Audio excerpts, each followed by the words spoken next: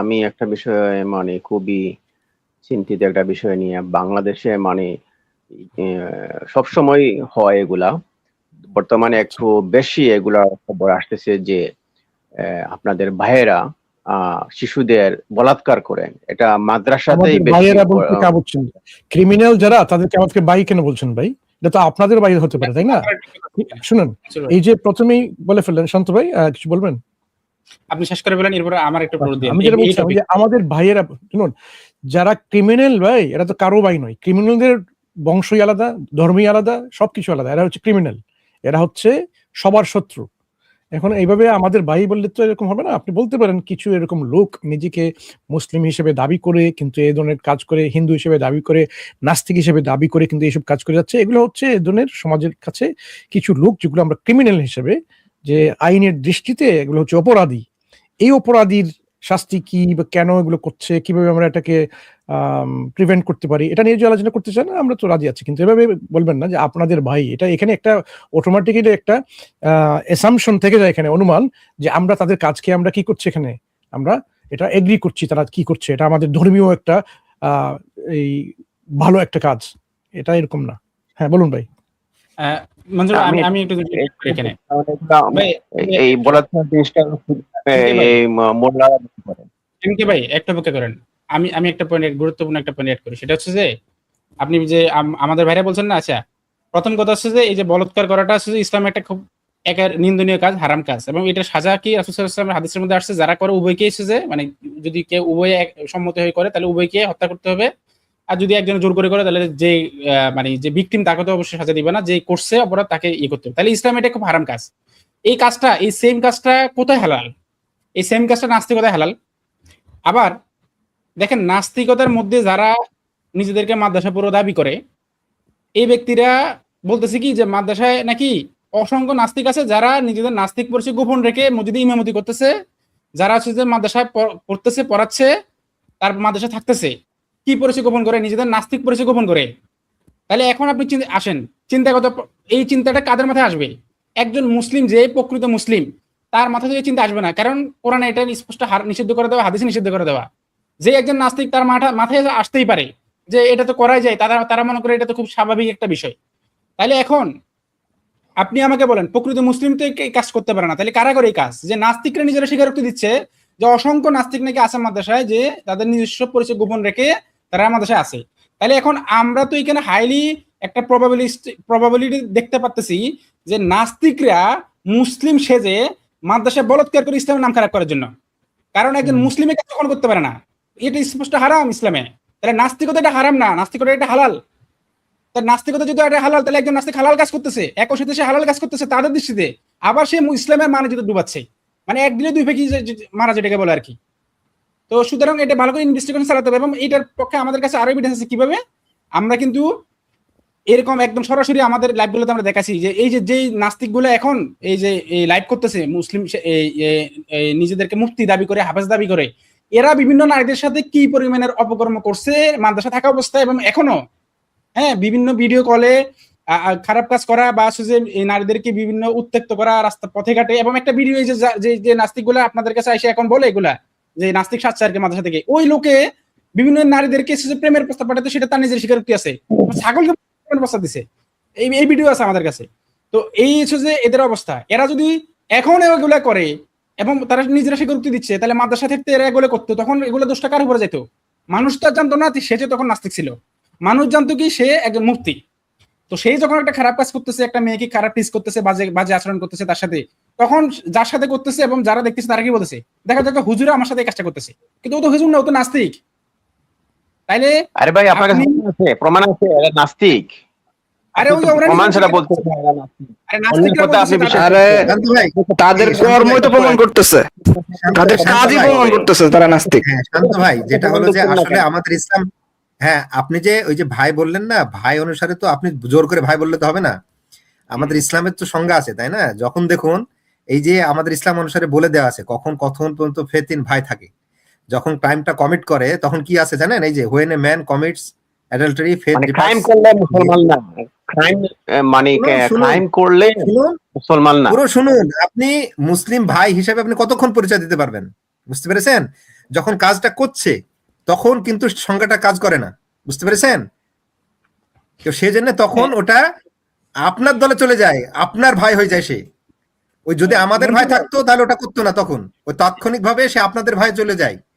আপনার স্ক্রিনটা একটু দেখান, ওনাকে ওটা পড়ে দেখান যে আবু হুরাইরা রাদিয়াল্লাহু আনহু থেকে বর্ণিত যে আমাদের নবী রাসূলুল্লাহ মুহাম্মদ সাল্লাল্লাহু আলাইহি ওয়াসাল্লাম বলেছেন যে যে ব্যক্তি এরকম ব্যভিচার করে, হ্যাঁ, তার মধ্য থেকে ঈমানটা চলে যায়। যেমন তার মাথার উপরে একটা মেঘ এরকম ছিল, এরকম ভাবে যে চলে যায়, তার ঈমানটা এরকম ওই সময় চলে যায়। আবার যখন সেই কাজটা থেকে বিরত থাকে, সে বন্ধ করে কাজটা, যে কাজটা সে করছিল, তখন তার মধ্যে ঈমানটা ফিরে আসে। এই যে খারাজা মিনহুল ঈমান কানা আলাইহি কাযুল্লাহ ফাইদা ইনকাতা রাজা ইলাইহি আল ঈমান। তাহলে ওই সময় কিন্তু তার ঈমান থাকে না, সেই ঈমানহীন ব্যক্তি হয়ে যায় ওই সময়টা। এই কথাটাই বলছিলাম, এই জন্য সে আমাদের ভাই না। যে যে আপনাদের যে কাদের ভাই হয়, যাদের ঈমান নাই তাদের ভাই হয়। হ্যাঁ স্যার ভাই, ভাই, আপনার কাছে মনে হয় আপনি একবার একটা জিনিস দেখেছেন লাইভে, একজন আলেম একটু শুনেন যখন ভাই, পরে তখন ঈমান আলেমের চলে ভিডিও যায়। একটা আলেমের ভিডিও দেখাইছিলেন যে ওয়াজ করতেছে রাসূল সাল্লাল্লাহু আলাইহি ওয়াসাল্লামকে নিয়ে, রাসূল সাল্লাল্লাহু আলাইহি ওয়াসাল্লামের পক্ষে, কিন্তু সে খ্রিস্টান ধরা পড়ছে। দেখাছিলেন না মনসুর ভাই? যদি থাকে সেটা একটু যদি আজকে একটু দেখা দিয়েন। তো আমি যে বলতেছি আমার কথাটা মিথ্যা না, এটা আমি যে দেখাতে পারবো যে নাস্তিক এখন যারা সাজছে মাদ্রাসা থেকে পড়ে এসে, তারা নিজেরা স্বীকারোক্তি দিচ্ছে মাদ্রাসা পড়া ও তাদের নাস্তিক যারা আছে, যারা নিজেদের নাস্তিক পুরুষ গোপন রাখছে, তারা তাদেরকে টাকা পয়সা দেয়। হ্যাঁ, এই ভিডিও আমাদের কাছে আছে ভাই, নিজেদের স্বীকারোক্তিমূলক ভিডিও। জি আচ্ছা, এটা তো একটা পয়েন্ট যে আমরা এখানে খুব সংশয়বাদী যে ওইসব লোকেরা আসলে প্রকৃতপক্ষে মুসলিম কিনা যারা এই কাজগুলো করছে। দ্বিতীয় কথা হচ্ছে ভাই, এই কাজগুলোকে ইসলাম কি অনুমোদন করে কিনা, ইসলাম কি এটাকে অনুমোদন করে কিনা? সবাই এখানে একমত, ইসলামের যে শিক্ষা কোরআন হাদিস থেকে এগুলো সম্পূর্ণভাবে এটা অবৈধ একটা কাজ, এটা নিষিদ্ধ একটা কাজ এবং খুব একটা নিন্দনীয় একটা কাজ। সুতরাং এই কাজটা যারা করে তারা কি ইসলামের শিক্ষা অনুসরণ করে করে নাকি ইসলামের শিক্ষাকে পরিপূর্ণভাবে নাকচ করে করে? কোনটা কি মনে হয় আপনার?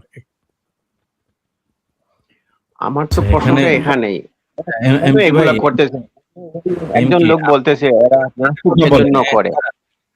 এমকে আপনি একটা কথা বলুন, নাস্তিক নিজের যে ধরনের খারাপ কাজ করতেছে, এই নাস্তিকের দায়ভার কি আপনি নিবেন? নাস্তিক খারাপ করতেছে, আমি দায়ভার নেব কোনটা? নিবেন কি নিবেন অপরাধ কিনা আমি করতেছে? প্রশ্ন করেছি।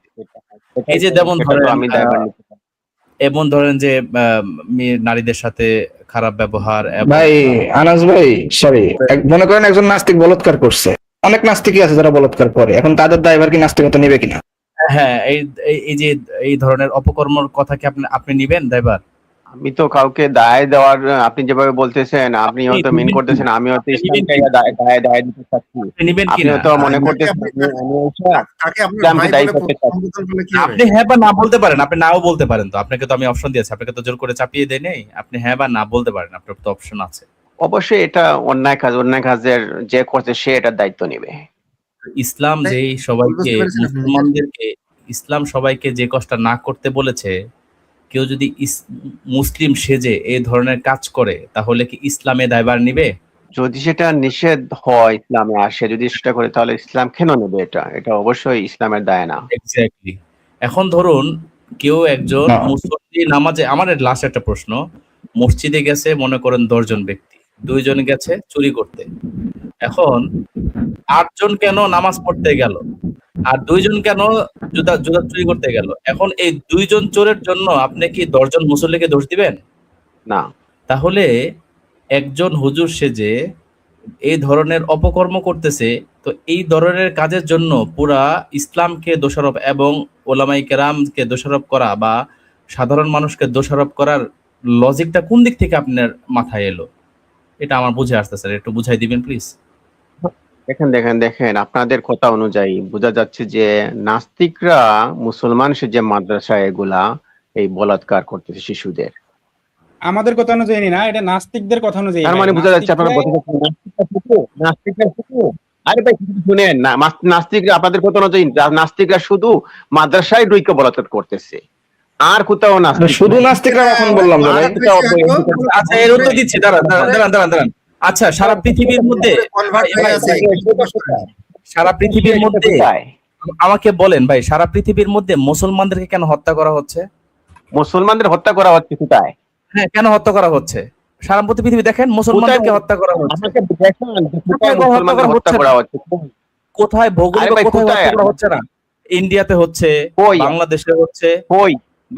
হ্যাঁ। বাংলাদেশে আলিফ হত্যা হয়েছে, ইন্ডিয়াতে গণহারে হত্যা হচ্ছে। আপনি কি দেখেন না চোখে? আপনি কি চশমা পরে আছেন? গাজায় গাজার নাম হত্যা হচ্ছে, দেখেছেন? দেখেন গাজায় দেখেন না আপনি এত হাজার হাজার লক্ষ লক্ষ মায়ানমারে হচ্ছে, রোহিঙ্গা, মায়ানমারে হচ্ছে, উইগুরে হচ্ছে। আপনাদের এখানে সমস্যা আছে, তাই না? আরে ভাই, আরে আপনি দেখতে পান আপনি না। প্রশ্নটা আপনি দেখেন কোথায় আপনি হচ্ছে? দেখেন কোন রাষ্ট্র, কোন মুসলিম রাষ্ট্র অন্যায়ভাবে কারো উপরে আক্রমণ চালিয়ে নির্বিচারে হত্যা করেছে আমার একটা প্রমাণ দেখান বর্তমানে। আমি আপনাকে তো কয়েকটা দেখালাম, আপনি একটা দেখান কোন রাষ্ট্র। কেউ কেউ রাষ্ট্রীয়ভাবে কোথাও কেউ এইভাবে কারো ধর্ম পরিচয় নিয়ে হত্যা করে না। আপনি তো ওইটা বললেন না, যারা এই ধরনের অপকর্ম করছে। আমার পয়েন্টটা তো এটাই যে মুসলমানদেরকে কেন হত্যা করা হচ্ছে।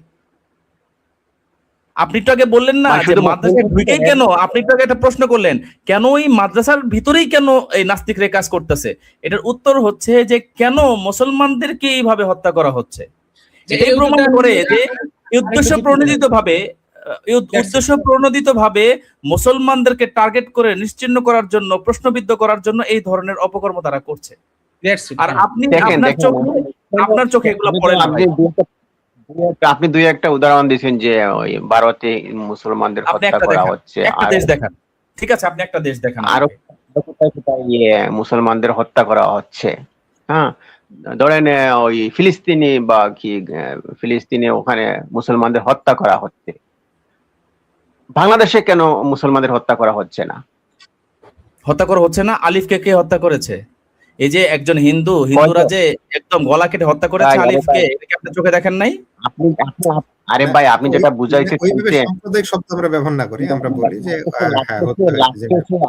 আপনারা ওই ভাত খান আর আমরা যারা পাবলিক আছে আমরা ঘাস খাই, বুঝছেন? ভাই, এটা তো আপনি আপনারা বুঝাতে কথা বলছেন। আপনার কাছে মানে এখন- আপনি বলতেছেন এই কথাগুলা, আমরা তো বললাম না কেউ, এটা তো আপনিই বলতেছেন ভাই। আরে ভাই, উনি কি বুঝাইতে চাইছে আপনি বুঝেন নাই। আমি বুঝাতে আপনি চাচ্ছি বুঝাইতে যে মুসলমানদের উপরে অত্যাচার হচ্ছে, মুসলমানদের নাম ভাঙে। মুসলমান এত ভালো জাতি, তাদেরকে প্রশ্নবিদ্ধ করার জন্য তাদের নাম ব্যবহার করা হচ্ছে। মানুষ খারাপের নাম ব্যবহার করে খারাপ কাজ করে না, ভালোর নাম ব্যবহার করে খারাপ কাজ করে।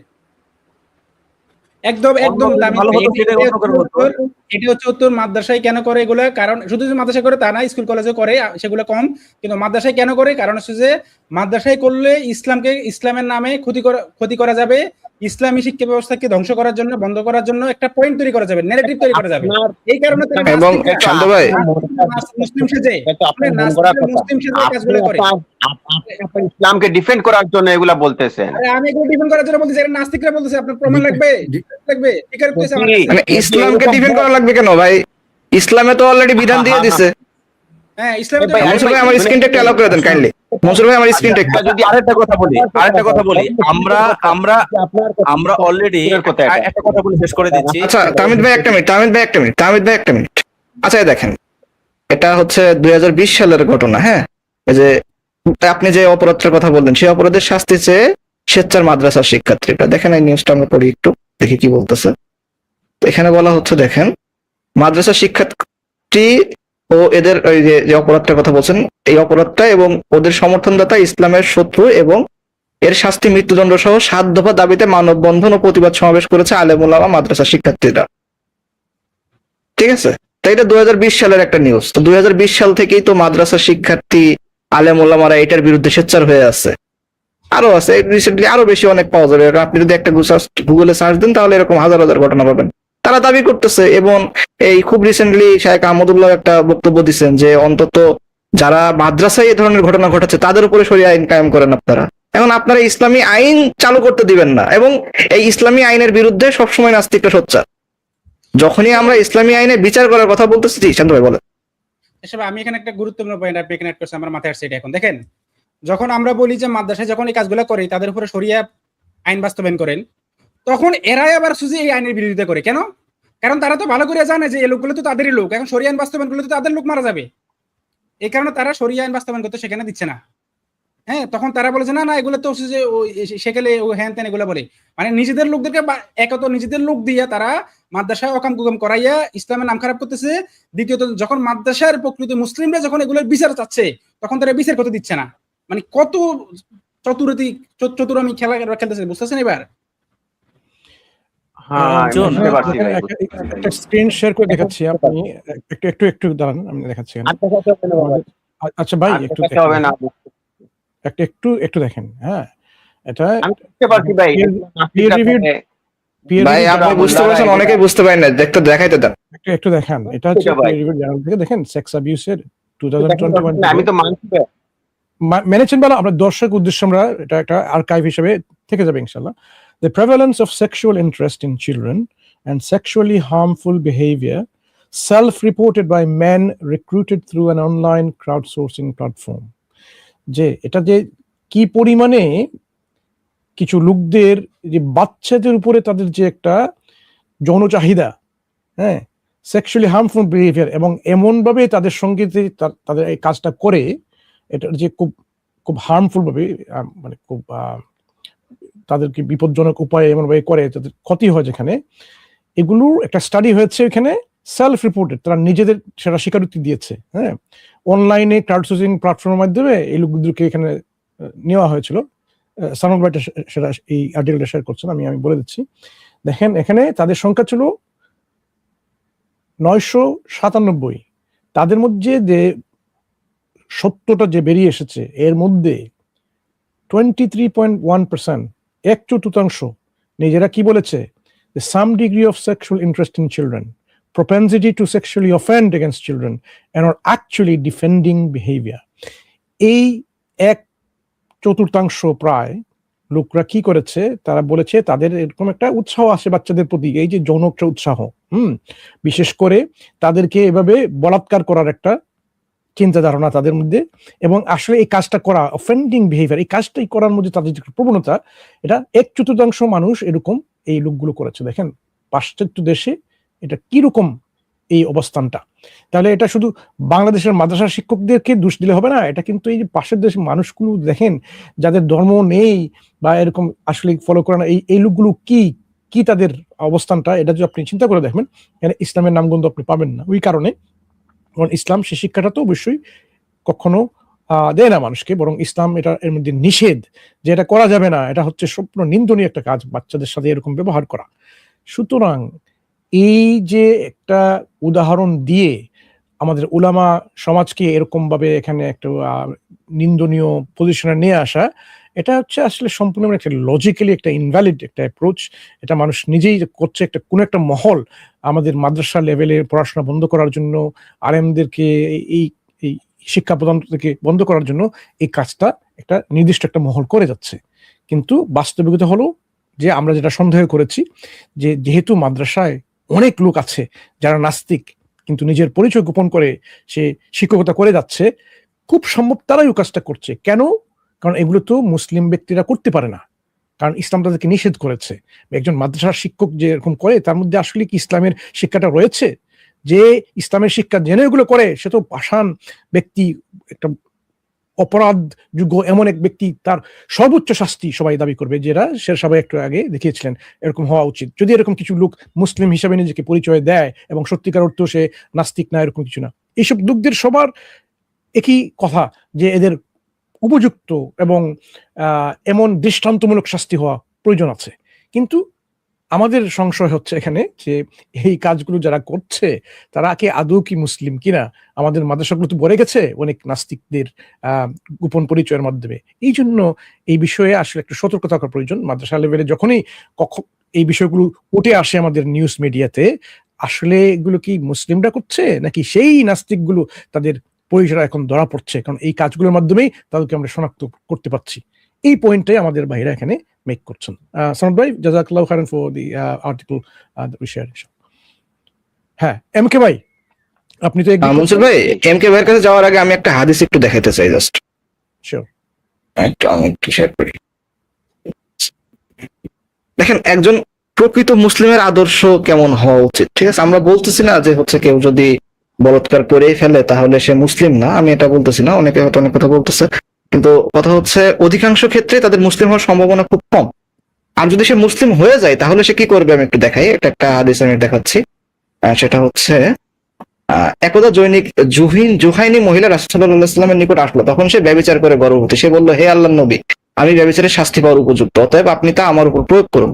অতঃপর রাসূলুল্লাহ সাল্লাল্লাহু আলাইহি ওয়াসাল্লাম তার অভিভাবককে ডেকে বললেন, এর উপর একটু দয়া করো, এ যখন সন্তান প্রসব করবে তখন তুমি তাকে আমার উপর নিয়ে আসবে। লোকটি তাই করলো। অতঃপর রাসূলুল্লাহ সাল্লাল্লাহু আলাইহি ওয়াসাল্লাম আদেশ করলেন, তার কাপড়ে শরীরের সাথে শক্ত করে বেঁধে দেওয়া হলো, এরপর তাকে রজম করা হলো।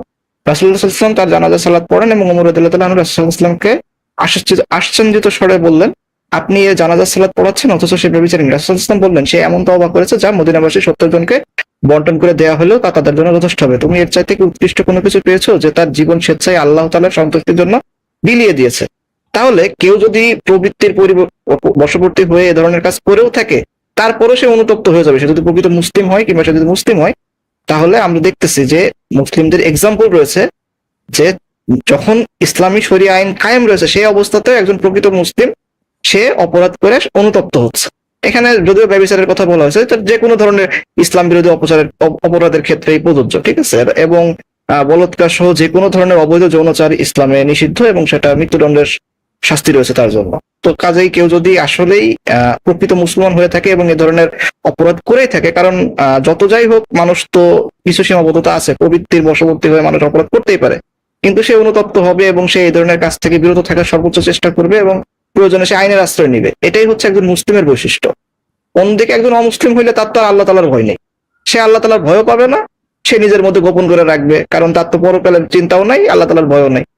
এটাই হচ্ছে মূল পার্থক্য। শান্ত ভাই মূলত এটাই বলতে চাচ্ছে যে একজন নাস্তিক যদি হয় তখনই তার পক্ষে এই ধরনের অপরাধ করা সম্ভব, কারণ একজন মুসলিম তার জন্য তো এক হচ্ছে ইসলামী শরিয়া আইনের শাস্তির ভয় রয়েছে, আর সে যদি শাস্তি থেকে কোনোভাবে গোপনে এড়িয়েও যেতে যায় তারপরে তার জন্য আল্লাহর ভয় রয়েছে, কারণ আল্লাহ তাআলা তাকে পাকড়াও করবে। একজন মুসলিম তো এটা জানে অন্তত যে আল্লাহ তাআলার কাছ থেকে আমি মুক্তি পাবো না কোনো অবস্থাতে।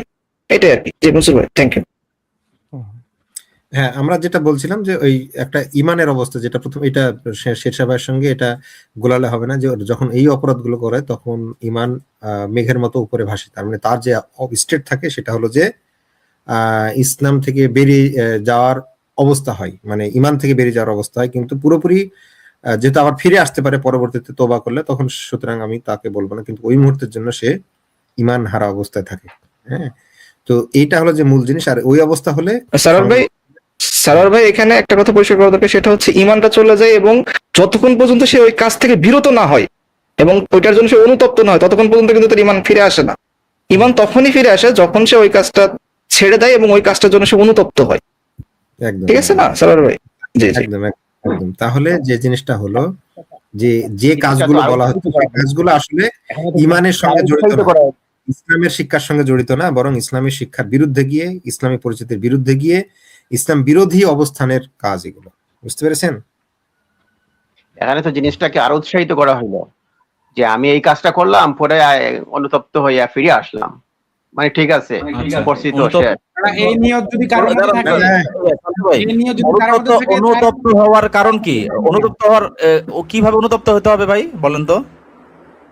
কাহিনী তো ওইটাই ভাই, আল্লাহ বলছেন আমি ক্ষমা করে দেই। অনুতপ্ত হওয়ার কারণে কি তাকে মাফ করে দেওয়া হয়েছে না শাস্তি দেওয়া হয়েছে? এমকে ভাই অনুতপ্ত হওয়ার কারণে তাকে কি মাফ করে দেওয়া হয়েছে না শাস্তি দেওয়া হয়েছে এটা বলেন একটু। সরি, শাস্তি কি দেওয়া হয়েছে নাকি মাফ করে দেওয়া হয়েছে? অনুতপ্ত এই হাদিসটা যে আমি পড়ে শুনলাম আপনাকে, ওই হাদিসে কি মাফ করে দেওয়া হয়েছে না শাস্তি দেওয়া হয়েছে? আমি বুঝতে পারি নাই, জানি না ওটা কি পড়ছিলেন, আমি জানি না। এটাই হচ্ছে মূল সমস্যা। আপনি শুধু ওইটুকুই বলছেন যে মাফ করে দেওয়া হয়েছে, রেড হেয়ারিং, ঠিক আছে, যে যতটুকু ভালো লাগছে ততটুকুই শুনছেন, বাকিটুকু আর শোনেন নাই। ওইখানে ওই মহিলাকে রজম করা হয়েছে, মানে পাথর মেরে মৃত্যুদণ্ড দেওয়া হয়েছে, এরপরে বলা হয়েছে যে তার তওবা কবুল করা হয়েছে। তো আপনি যদি একজন মানে হচ্ছে এই কাজটা করেন তাহলে তো আপনার শাস্তি মাফ হবে না, শাস্তি আপনাকে পাইতে হবে। তারপরে দেখা যাচ্ছে আপনি হচ্ছে যেহেতু অনুতপ্ত হয়েছেন তাহলে আপনাকে আলটিমেটলি আল্লাহ তাআলা ক্ষমা করে দিতে পারেন চাইলে, কিন্তু শাস্তি আপনাকে পাওয়াই লাগবে। এটা হচ্ছে মূল কথা। এখানে উৎসাহ কিভাবে দেওয়া হলো তাহলে? এবং শেরশাহ ভাই কারো অন্তরে যদি এটা থাকে যে আমি খারাপ কাজ করিয়া তারপর হচ্ছে যে মাফ চাইয়া আছে যে মানে এই আল্লাহ মাফ করে দিবে, মাফ চাইবে, এই নিয়ত যদি কেউ খারাপ কাজ করে, ওর তো তওবা জীবনে কবুল হবে না, তাই না? এক্স্যাক্টলি। ধরা পড়ছে কিছু, এরকম এটা কিছুদিন আগে কি ধরা পড়ছে? খারাপ কি ধরা পড়ছে? দর্শন করে তওবা কবুল হয়ে গেছে, তার তওবা কবুল হয়ে গেছে, এটা ধরা পড়ছে। কেউ জন্য এগুলো পাপ কইরা নফল নামাজ পড়লে সে পাপ করে। এরকম একটা কিছুদিন আগে হ্যাঁ, তার তওবা কবুল হয়েছে, এটা পাওয়া গেছে। না, উনি দুটো জিনিস গুলিয়ে ফেলছেন। এক হচ্ছে ইসলামের শাস্তির বিধান আছে, শাস্তিতে ধরা যারা পড়ে না, বুঝতে পেরেছেন? তো সেই ধরনের অপরাধী যারা গোপনে গোপনে থাকে, সেই অপরাধীদের মধ্যে সেই লোকটা ভালো যে ওটাকে বলে যে এটা খারাপ না, আমি করছি, এরকম লোক ভালো না অপরাধ করে ফেলার পরে অনুতাপ আসতে পারে অন্তর, এরকম অবস্থা, সে কোন লোকটা ভালো অবস্থানে আছে? খারাপটার মধ্যে, দুটোর মধ্যে যে অনুতপ্ত হয় তার ফিরে আসার চান্স আছে, তাই না? গোপনে গোপনে।